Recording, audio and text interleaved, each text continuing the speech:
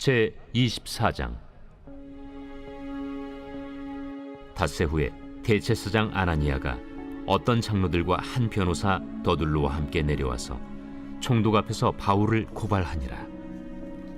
바울을 부르매 더둘로가 고발하여 이르되, 벨릭스 각하여, 우리가 당신을 힘입어 태평을 누리고 또 이 민족이 당신의 선견으로 말미암아 여러 가지로 개선된 것을 우리가 어느 모양으로나 어느 곳에서나 크게 감사하나이다.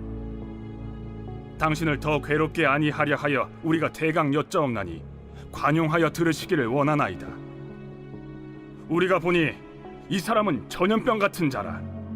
천하에 흩어진 유대인을 다 소유하게 하는 자요, 나사렛 이단의 우두머리라. 그가 또 성전을 더럽게 하려 함으로 우리가 잡았사오니 당신이 친히 그를 신문하시면 우리가 고발하는 이 모든 일을 아실 수 있나이다. 유대인들도 이에 참가하여 이 말이 옳다 주장하니라. 총독이 바울에게 머리로 표시하여 말하라 하니 그가 대답하되, 당신이 여러 해 전부터 이 민족의 재판장 된 것을 내가 알고 내 사건에 대하여 기꺼이 변명하나이다. 당신이 아실 수 있는 바와 같이 내가 예루살렘에 예비하러 올라간 지 10이틀밖에 안 되었고, 그들은 내가 성전에서 누구와 변론하는 것이나 회당 또는 시중에서 무리를 소동하게 하는 것을 보지 못하였으니 이제 나를 고발하는 모든 일에 대하여 그들이 능히 당신 앞에 내세울 것이 없나이다. 그러나 이것을 당신께 고백하리이다. 나는 그들이 이단이라 하는 도를 따라 조상의 하나님을 섬기고 율법과 선지자들의 글에 기록된 것을 다 믿으며 그들이 기다리는 바 하나님께 향한 소망을 나도 가졌으니 곧 의인과 악인의 부활이 있으리라 함이니이다. 이것으로 말미암아 나도 하나님과 사람에 대하여 항상 양심에 거리낌이 없기를 힘쓰나이다. 여러 해 만에 내가 내 민족을 구제할 것과 재물을 가지고 와서 드리는 중에 내가 결례를 행하였고, 모임도 없고 소동도 없이 성전에 있는 것을 그들이 보았나이다. 그러나 아시아로부터 온 어떤 유대인들이 있었으니 그들이 만일 나를 반대할 사건이 있으면 마땅히 당신 앞에 와서 고발하였을 것이요, 그렇지 않으면 이 사람들이 내가 공회 앞에 섰을 때 무슨 옳지 않은 것을 보았는가 말하라 하소서. 오직 내가 그들 가운데 서서 외치기를, 내가 죽은 자의 부활에 대하여 오늘 너희 앞에 신문을 받는다고 한 이 한 소리만 있을 따름이니이다. 벨릭스가 이 도에 관한 것을 더 자세히 아는 고로 연기하여 이르되, 천부장 루시아가 내려오거든 너희 일을 처결하리라. 백부장에게 명하여 바울을 지키되 자유를 주고 그의 친구들이 그를 돌보아 주는 것을 금하지 말라 하니라. 수일 후에 벨릭스가 그 안에 유대 여자 두루실라와 함께 와서 바울을 불러 그리스도 예수 믿는 도를 듣거늘 바울이 의와 절제와 장차 오는 심판을 강론하니 벨릭스가 두려워하여 대답하되, 지금은 가라. 내가 틈이 있으면 너를 부르리라. 동시에 또 바울에게서 돈을 받을까 바라는 고로 더 자주 불러 같이 이야기하더라. 이태가 지난 후 보르기오 베스도가 벨릭스의 소임을 이어받으니 벨릭스가 유대인의 마음을 얻고자 하여 바울을 구류하여 두니라. 오늘의 말씀 사도행전 24장의 말씀입니다. 오늘 본문의 말씀은 로마 총독 벨리스 앞에서 진행된 바울의 공판 내용이 기록되어 있습니다. 본문의 말씀을 살펴보면 바울이 가이사랴 총독부로 송치된 지 닷새 후에 예루살렘에서 유대 종교 지도자들이 변호를 하고 있는 데둘로라를 데려와서 바울을 고소하기 시작하였습니다. 그런데 데둘로는 고소하기에 앞서 유대민족을 향하여 폭정을 일삼았던 벨리스에게 전혀 어울리지 않는 아부의 말을 시작합니다. 3절의 말씀에 벨리스 각하여, 우리가 당신을 힘입어 태평을 누리고 또 이 민족이 당신의 성경으로 말미암아 여러 가지로 개선된 것을 우리가 어느 모양으로나 어느 곳에서나 크게 감사하나이다. 이것은 데둘로가 바울을 처벌하는 데 있어 공정하고도 객관적인 판단보다는 총독의 환심을 사서 재판을 자신들에게 유리하게 이끌기 위해서였습니다. 왜냐하면 당시는 부패한 식민지 재판관들은 법률을 엄격히 적용하기보다는 로마 정부의 이익이나 또 자신의 이익을 생각하여서 자이든 타이든 부당한 판결을 내리는 경우가 많았기 때문입니다. 이렇게 벨리스 총독에게 아부의 말을 다 마친 더둘로는 본격적으로 바울을 로마법으로 옥매기 위해서 3가지 내용으로 고발하였습니다. 첫 번째는 바울을 전염병과 같은 존재라고 하였습니다.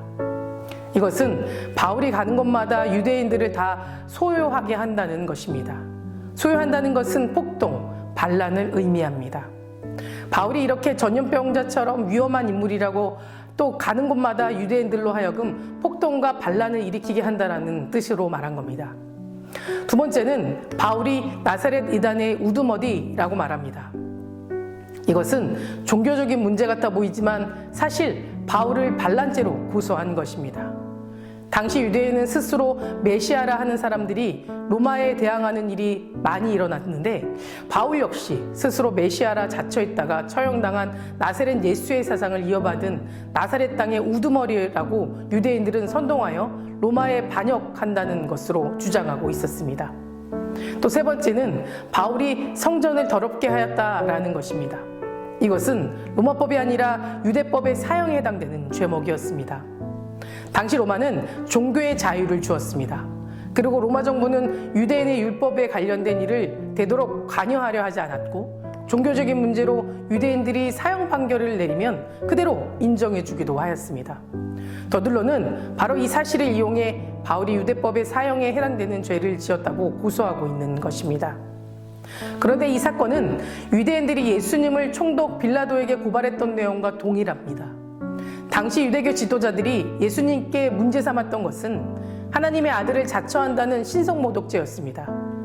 하지만 빌라도 총독에게는 예수님이 유대인의 왕을 사칭해야 한다며 정치적인 문제로 고발하였습니다. 그래야만 로마법에 따라 예수님에 대한 사형 판결이 내려지기 때문이었습니다. 더둘로도 마찬가지였던 겁니다. 유대인들은 바울이 성전을 모독했다는 거짓모함으로 바울을 죽이려고 했습니다. 그래야 예수님처럼 바울도 로마법으로 올가매어 사형 판결을 받게 할 수 있었기 때문입니다. 그런데 11절 이하의 내용을 보면 바울은 자신에게 턱끌 만한 혐의도 없음을 벨리스 총독 앞에서 조목조목 밝히기 시작했습니다. 바울은 먼저 자신이 가는 곳마다 유대인들을 다 폭동하고 반란하게 한다는 것을 전부 부인하였습니다. 바울은 자신이 예루살렘에 올라온 지 불과 10일밖에 안 되었으며 그중 5일은 옥중에 있었기 때문에 그 짧은 기간 동안에는 사람을 반란하게 만들 수 없다라고 하였습니다.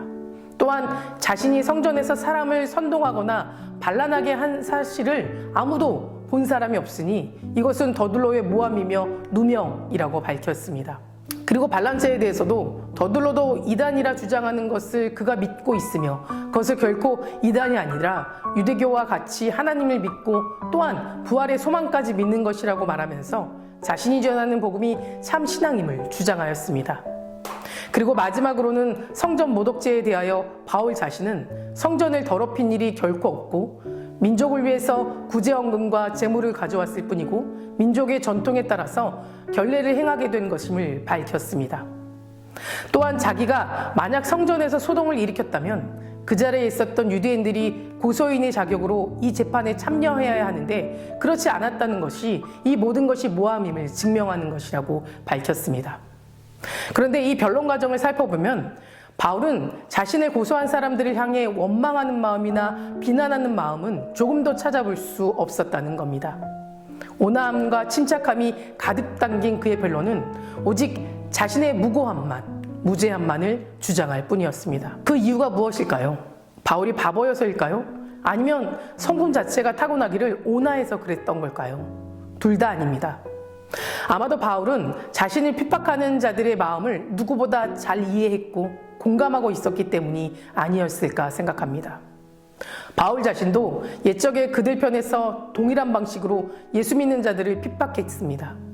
아마도 그들의 모습 속에서 영적으로 무지했던 과거 자신의 모습이 떠올랐을 것이고 그래서 그들이 비난하는 것 같이 비난하고 화를 내기보다는 정말 안타까운 심정으로 오직 하나님의 말씀으로 그들이 돌아오기를 기도했을 것입니다.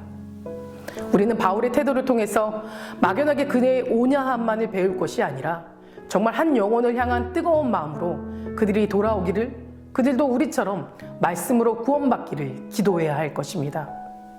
우리는 우리를 공격하고 비난하는 자들 앞에서 내 자신의 억울함을 감정적으로 그대로 반응할 것이 아니라 그 자리에서도 정말 예수님께서 원하시는 모습이 무엇인지 한 번 더 생각해보고 행할 수 있는 그런 그리스도인이 되어야만 합니다. 이것이 심지어 억울하게 당하는 고난일지라도 하나님께서 그 자리에서도 나를 통해 무엇인가를 이루시길 원한다 하신다면 우리는 묵묵히 참고 견뎌낼 줄 알아야 합니다. 우리 예수님께서도 그 억울하고 고난함을 묵묵히 다 받아내셨을 때 어떤 일들이 일어났습니까? 베드로전서 2장 24절에서 25절의 말씀입니다. 친히 나무에 달려 그 몸으로 우리 죄를 담당하셨으니 이는 우리로 죄에 대하여 죽고 의에 대하여 살게 하려 하심이라. 그가 채찍에 맞음으로 너희는 나음을 얻었나니 너희는 전에는 양과 같이 길을 잃었더니 이제는 너희 영혼이 목자와 감독 되신 이에게로 돌아왔느니라. 예수님은 그 고통의 채찍과 십자가를 참으시사 길 잃은 수많은 양들을 구원으로 인도하셨다고 성경은 분명하게 기록하고 있습니다. 그러니 우리 또한 억울한 고난을 받았을 때 인내하며 참을 줄도 알아야 합니다. 또한 무엇이 악인지 모르고 우리를 괴롭히는 자들을 위해서도 긍휼의 마음을 가지고 기도해야 할 줄 알아야 합니다. 세상을 살다 보면 나의 진실이 묵살당하고 또 묻혀지는 경우도 참 많습니다. 그러나 그럴 때마다 억울해하거나 절망하지 말고 세상 사람들은 아무도 나의 진실을 몰라도 세상 사람들이 나의 진실을 의도적으로 묵살하거나 왜곡한다 해도 하나님께서는 나의 진실을 다 아시고 반드시 하나님께서 당신의 때가 이르면 당신의 방법으로 나의 진실을 밝혀주실 것이고 나의 삶을 통로로 삼아 하나님의 역사를 계속 이루어 나가실 것입니다. 사랑하는 성도 여러분, 잊지 마시기 바랍니다. 우리 인생의 기준은 세상의 잣대가 아니라 오직 예수 그리스도께서 어떻게 사셨느냐에 있다는 것을 기억하시기 바랍니다. 우리도 예수님처럼 그리고 바울처럼 하나님의 마음을 가지고 세상과 사람들을 대하게 된다면 우리를 통해 이 세상은 구원의 소식으로 가득 차게 될 것입니다. 다 같이 기도하시겠습니다. 오늘은 월요일입니다. 월요일의 공동기도 제목은 나라와 민족을 위해서 함께 기도하시겠습니다. 먼저 이 땅의 영적인 회복과 자유민주주의를 위해서 기도해 주시고 분열과 갈등이 사라지게 하시고 또 경제가 회복될 수 있도록 함께 기도해 주시기 바랍니다. 사랑과 은혜가 충만하신 하나님, 오늘도 주님 앞에 나옵니다. 하나님의 긍휼함을 담길 원합니다. 세상이 나를 억울하게 만들어도 분노하고 절망하지 말고 하나님의 위로하심으로 기쁨의 하루하루를 살아가게 하시고 바울처럼 하나님의 마음을 가지고 만나는 사람마다 사랑하며 또 은혜를 나누며 살아가게 하시옵소서. 특별히 이 나라와 이 민족을 위해 기도합니다. 경제적으로 어렵고 혼란스러운 시대를 살아가고 있지만 하나님의 때를 기다리며 더욱 힘써 기도하는 나라 되게 하시고 하루속히 이 나라와 이 민족을 고통 가운데 구원하여 주시옵소서. 우리의 믿음을 더욱 회복시켜 주시고 하나님을 더욱 경외하고 믿으며 예배를 지켜나가는 예배자가 세워지는 나라 되게 하시옵소서. 담임 목사님 말씀의 능력을 더하여 주셔서 선포되는 말씀으로 치유와 회복이 일어나게 하시며 하시는 모든 사역 가운데 은혜로 채워 주시옵소서. 다음 세대 아이들 믿음을 지켜주실 줄 믿습니다. 말씀으로 자라고 기도로 성장하는 아이들 되게 하시고 암으로 치유받고 있는 박재순 권사님, 유은영 권사님, 김시아 권사님, 이영숙 권사님, 이명숙 권사님, 오유미 성도님, 이동춘 성도님, 박서연 청년, 류경희 청년 주님 붙잡아 주시고 병든 몸과 마음도 치유하여 주시옵소서. 투석 중인 성도님들, 사고로 입원 중인 성도님들 힘을 넣어주시고 우울증, 공황장애, 불면증 겪고 있는 성도님들에게는 담대한 마음과 평안함을 허락하여 주시옵소서. 새벽마다 1000번째 드리며 간구하는 기도 제목에 응답하여 주실 줄 믿사오며 이 모든 말씀 예수 그리스도 이름으로 기도드립니다. 아멘.